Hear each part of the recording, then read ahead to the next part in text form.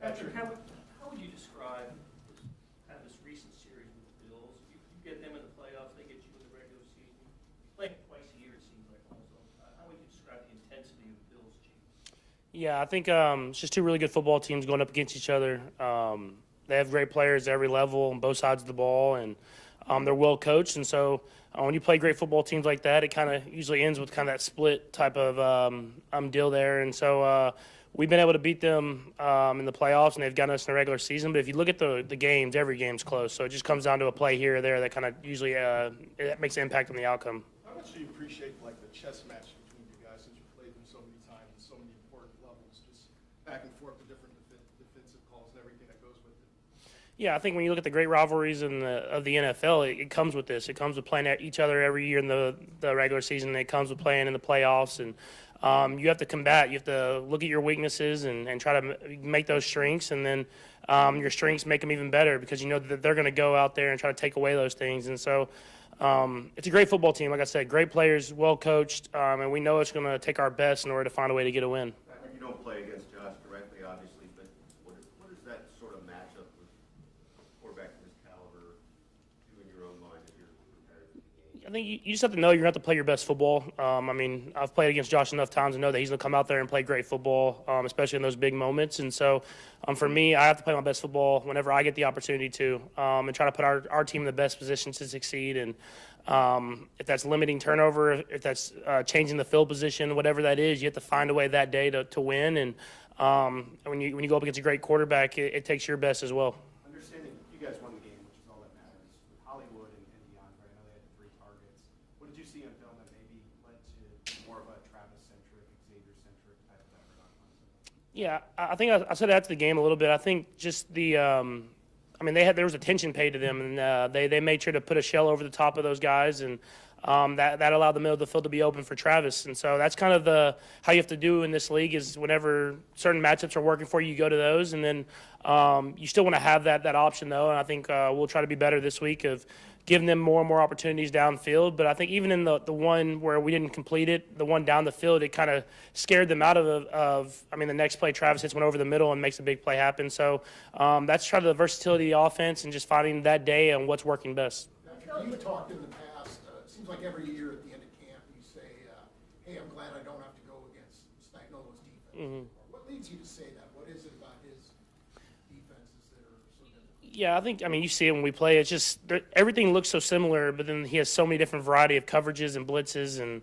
different things that he can do. And so you can never get a feel for what he's going to call because he'll just throw in random coverages and stuff like that every single series, it seems like. And it's hard to prepare for. It's hard to go up against. And like I said, I'm glad I don't have to do it during the regular season, but it prepares me for the season because I have to kind of the mastermind that I go up against all training camp. Patrick, with so many of these games being close, what do you think is the X factor of being able to host the AFC Championship at home, whether it's routine, crowd noise, what have you? Yeah, I mean, first off, I mean, Arrowhead's just a special place. I mean, you get a feeling when you step in the stadium, and you know the history and the greatness that has been played at this football stadium, and I think that kind of feeds the football team. And then the crowd is great at being quiet when we're on offense, being extremely loud whenever our defense is out there, and you feel that passion that the fans have. It's true, it's real, and they want us to go out there and be the best that we can possibly be, and so we want to go out there and put up our best fight every single time we're on that field. Patrick, your last interception was against the Bills. You had 2 in that game, and you got a streak 8 without an interception. Was there anything coming out of that game that just gave you, was a learning point for you and kind of an inflection point? And what's kind of been the key to this streak? I just kind of continue to play football. I mean, if you look at the beginning of the year, I mean, I had some interceptions, and so I just had to try to clean those up as best I can. But I'm going to still take chances. I'm going to give guys chances to make plays, and guys have been making plays. And so in that game, the early interception I felt like hurt the team just with the momentum of the game, especially being at their home stadium.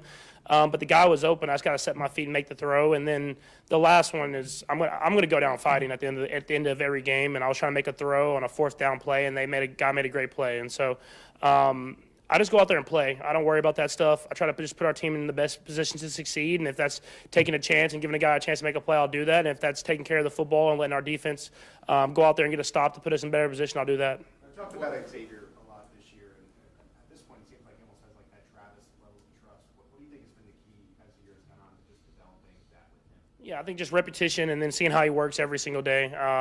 He's a guy that works extremely hard, practices extremely hard, and the more and more chances and opportunities I've given him, he's kind of taken them and ran with them. And like the one down the sideline early in the game, just putting the ball up there, one-on-one matchup, letting him make a play. And so I'm excited for how he's progressed throughout this season, and hopefully we can progress for a few more games, and then that'll be a taking off point going into next year. Patrick, can you go through the differences you take into account when it comes to scrambling during the regular season versus the heights and the importance of finding the right time to do it in the postseason? Yeah, I think just you just know that in the regular season, I don't want to say you're like trying not to get injured, but you're trying to protect yourself knowing that it's a long season. Whereas when you're in the playoffs, you might take a few more chances here and there to try to get those first downs, get those big runs and big moments. And so you want to protect yourself as well, but at the same time, you might try to run for a few extra yards to get that first down, knowing that it's such a big possession. Every possession is a huge possession in the playoffs. And so I have some athletic ability, and so I like to run sometimes in the playoffs, but I'll try to protect myself as well. Patrick, there's been a lot of conversation nationally and around social media and stuff about the whistles, right? People saying the calls that Houston's complaining after the game, you were battling the refs too and all that stuff. What's it feel like to you as you look back through the year as far as fair whistle, not a fair whistle? I mean, does it feel to you like you've gotten protection or anything like that from officials that is not around the rest of quarterbacks in the league?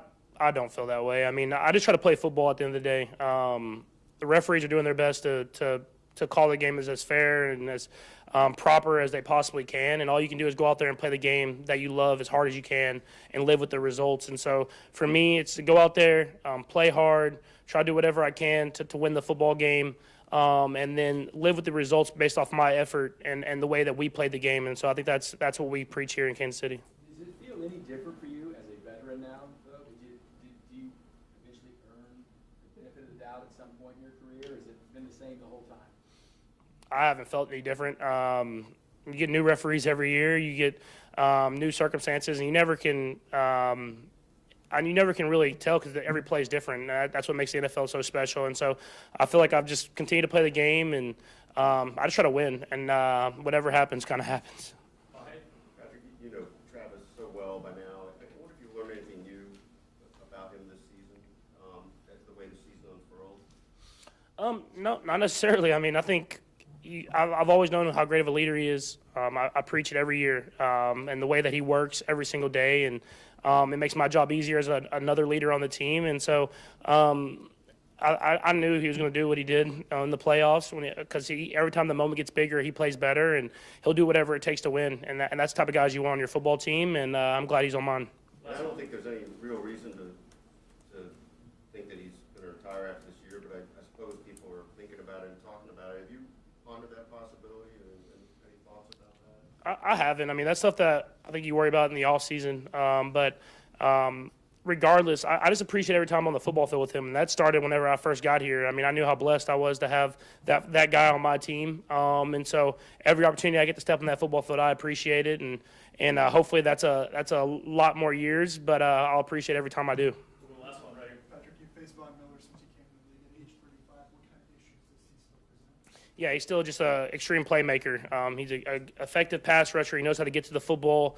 And it seems like he knows how to make plays in the biggest moments. He's one of those guys. And so someone you have to account for on every single snap. And just like last week, he makes a big play. It seems like he makes a big play. I mean, that's why he was a Super Bowl MVP. And so they have a really good defense just in general, but he's definitely a leader on that team.